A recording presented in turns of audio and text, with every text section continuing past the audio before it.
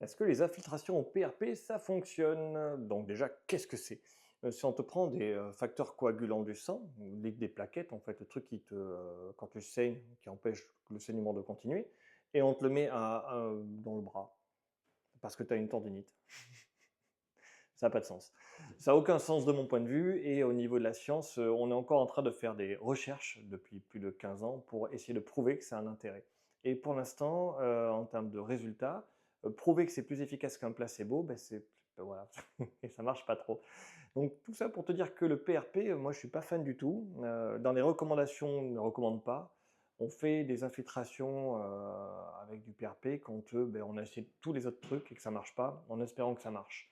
Et l'idée, c'est qu'en termes d'espoir, c'est l'équivalent d'un effet placebo.